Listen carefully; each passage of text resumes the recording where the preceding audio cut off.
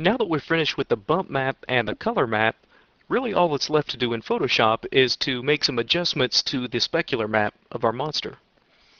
Okay, so let's go ahead and go back to Photoshop, and really the only area that I want to add any change in the specular map is right around here in this channel that runs around the side of his head. I want everything else on the body to be pretty dull looking for the most part.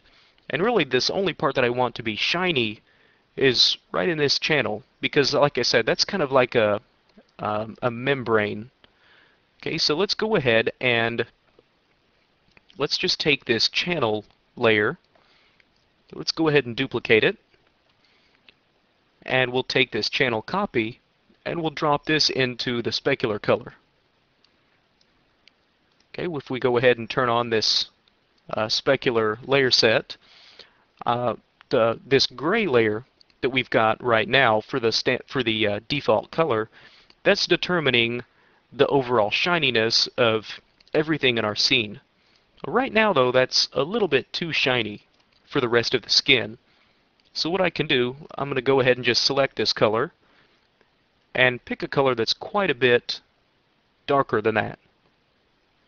Not quite black, but just a dark gray. Okay, so with that dark gray selected, I can go ahead and just fill this layer. Okay, which Alt Backspace was the keyboard shortcut that I used, and Alt Backspace will fill with the foreground color. Control Backspace will fill with the background color. Okay, so this looks pretty acceptable.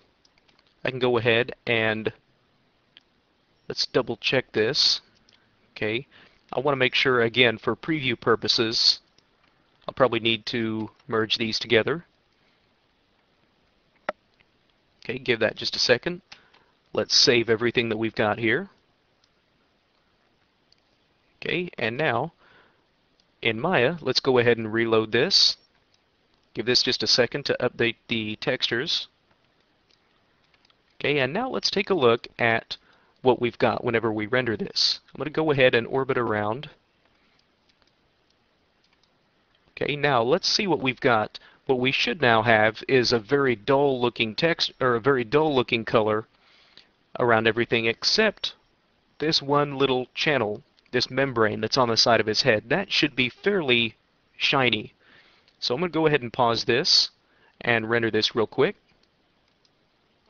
Okay, and now that's what I have. I have this dull texture around the skin, and then this very shiny area that runs around through this membrane.